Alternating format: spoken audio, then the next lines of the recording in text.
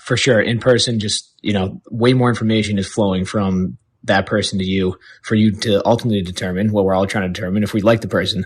And that might break down to if we trust them, if we have a shared sense of humor, shared sensibilities. But there's so many nonverbal cues, tone of voice, maybe even smell, things we're not even aware of now, that, allow us to determine those things or take the best guess at if we, essentially trust someone or like somebody.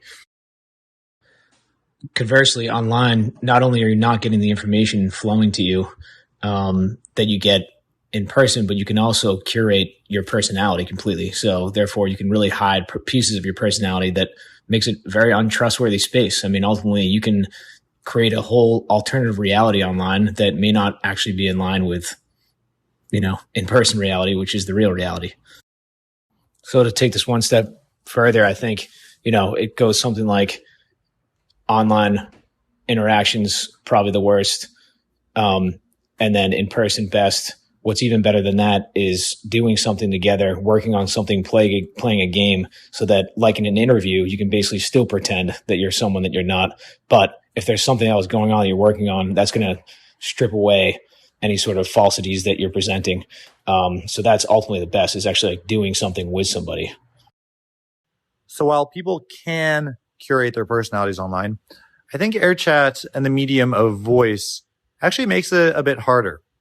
Because even if we choose the exact words that we want to say and pre-plan them ahead of time, which is a little harder than I would like to admit, we can pick up on the small little cues, microexpressions, social little nuances, flow of speech, cadence, other expressions within our speech that help us pinpoint, is this person being authentic or inauthentic? Can I trust what this person is saying, or should I give it some extra thought? Maybe the 4x speed run-throughs make it a little bit more difficult, but by and large, I think the vocal medium gives us a lot more nuance in the conversation that when we approach it right here on Airchat. So continuing on the offline communities thread, I'd wonder what exactly makes for an effective or a solid offline community? What are the things that happen, the informal and formal, that create a level of trust that is hard to replicate on the online? Perhaps with the lessons that we know from offline communities, online communities could be better. First, there's fidelity of communication. When we're offline, we have our vocal tonality, we have facial expressions and cues, and we have our body language that we instinctively know and can react to and see in the moment and have trust that that is an authentic representation of how this person is feeling. We have a better view of, who is this person as a whole, and is what they're telling me or how they're acting, is that authentic? Second, we have value exchange. This is that tit for tat strategy in the prisoner's dilemma, where you give something positive, they give something positive back, and you can continue slowly escalating on the amount you contribute to one another based on the inherent trust of the previous exchanges of value going in a positive way. And it's a lot easier to see that value tangibly when you're in person, because you can interact with tangible things when you're in person, and online it's mostly information. Now, what follows from high fidelity of communication and repeated exchanges of value in public within that community is status. People will get an understanding of the status of any individual based on the interactions of that person with everyone else.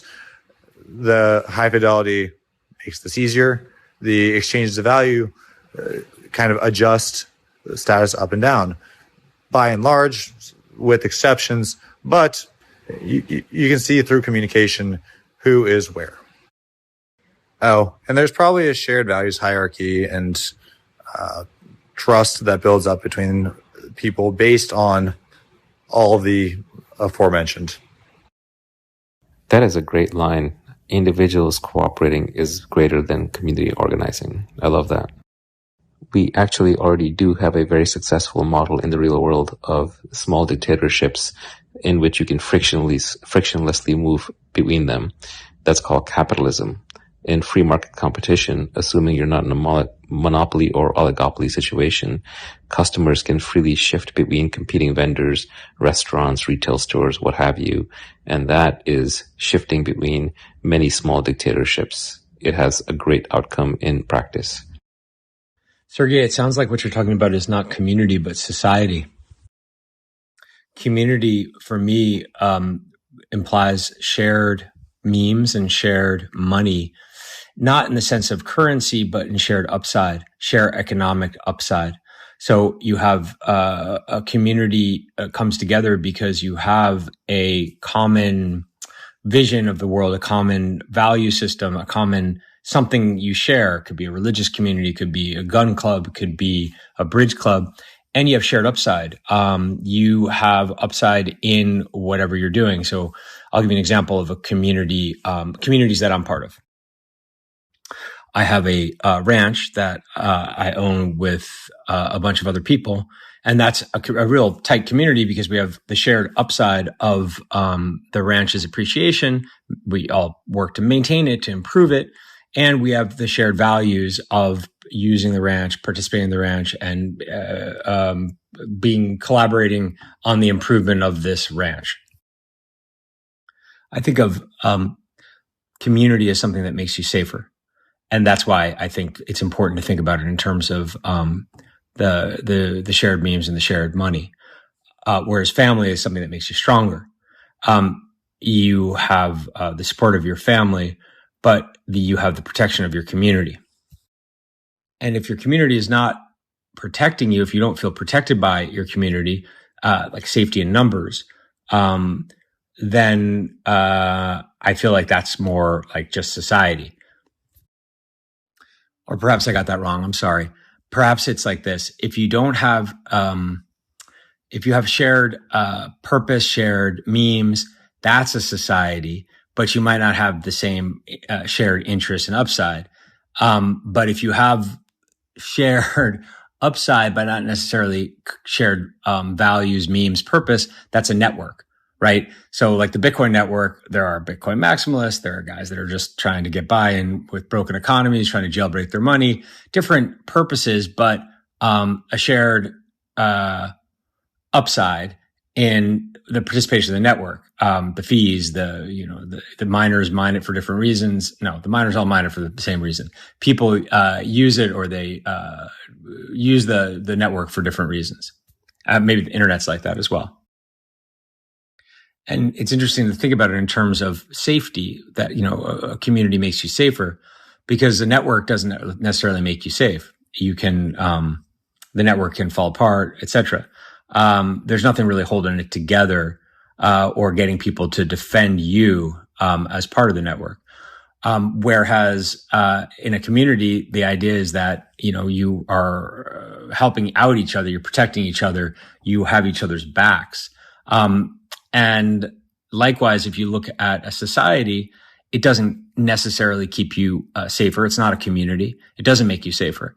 Society, you have in San Francisco, you have people sleeping on the street, you have people living in Pacific Heights, but, they're part of the same society, but they're not keeping each other safer. So community, memes, and money, those are the two M's in community. What do you think? So network effects are all economic upside, but non-social upside. Society is all social, but not necessarily economic upside, and community is both of those things. It's both the social and the economic. And that's what makes it safer to be part of, because if you share upside with other people, if you're contributing and therefore you have skin in each other's games, so to speak, and you have shared memes, shared values, which means that you have an allegiance to each other on a social level. Well, then those are the people who are going to protect you. And when somebody fights you, they're fighting them too, because everyone has skin in each other's games. And that's not true with networks or with society. What do you think? And I'm sorry, you were talking about offline communities, not online. And I gave the example of Bitcoin network and network effects. But the example in meat space would be something like a networking event where you have shared upside, but you don't have anything else that you have in common except for the desire to get something from each other, collaborate or whatever, and have a shared upside. And nobody in that networking event is going to sacrifice for you because you don't have anything binding you together except the upside.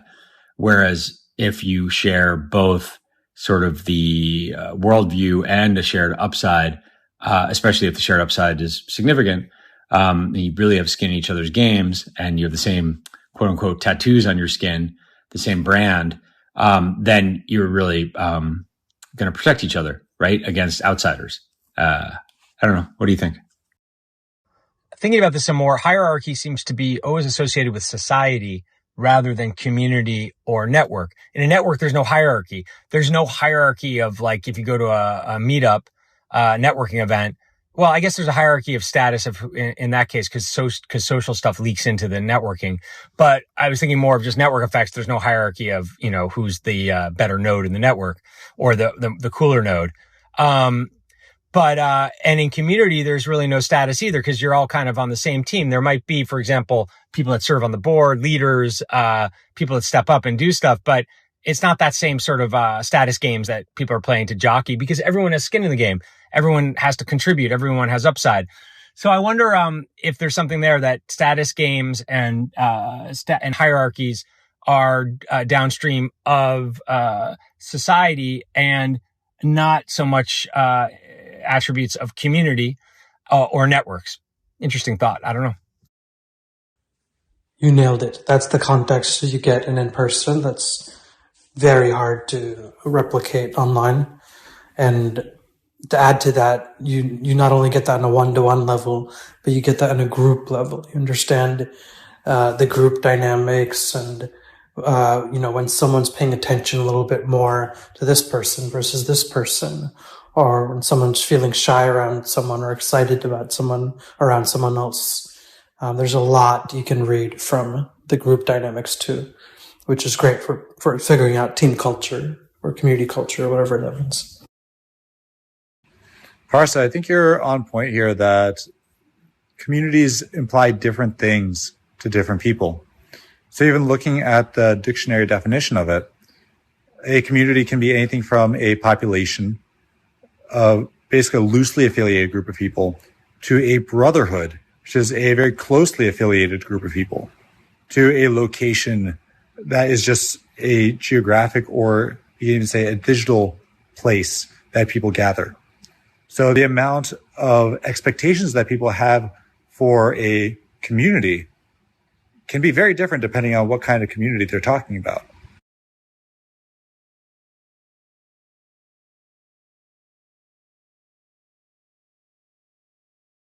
When we boil it down, a community is really a tribe, a group of 150 or less people who we can keep track of their relationships of, more or less, and we feel some affiliation with. So the metaphor of a group brand or tattoo that everyone in the community has is fascinating because it implies that to be a part of a community, you have to give something up. You have to give up a degree of freedom by abiding by the group's rules, because that is the cost of associating with the group and reaping any benefits of that affiliation. Exactly. Community is having skin in each other's game. And usually there's a costly ritual to prove that you are actually in the game with everyone else. So like circumcision is having foreskin in everyone's game. Can you tell me more about the Dunbar number if you know more about it? Because I've always heard it, and I think it's probably derived from some anthropologist who studied it. But I can't keep track of 150 people, not at all. And I don't know what that meant and where he derived it, and if it's just some pseudoscience that everyone just has been like repeating like a shibboleth forever, and now it's just entrenched in people's minds. For me, it's more like what was the size of those in the ancestral environment of the groups that were successful hunting and gathering, passing along the memes, adopting new technology to beat the Neanderthals, coordinating. Like, was that really 150? Like 150 is a lot of people to even with no amplification talk to. So do you know anything more about that? I could Google, obviously, but this is more fun.